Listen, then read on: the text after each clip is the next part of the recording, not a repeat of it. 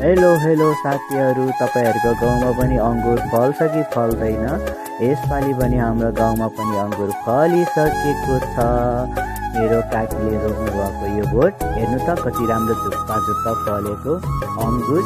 आहा, यता पनि खाउँ खाउँ खाउँ जस्तो लागेको छ। अहिले पनि हेर्नु त पाकेपछि कति मिठो होला त। आहा, हेर्नु त कति राम्रो झुप्पा फलेको अङ्गुर। आहा, मेरो काकीले रोप्नु भएको थियो। यसपालिबाट अङ्गुर पनि फलेको छ। हेर्नु कति मेहनती हुन्छ मेरो काकी चाहिँ।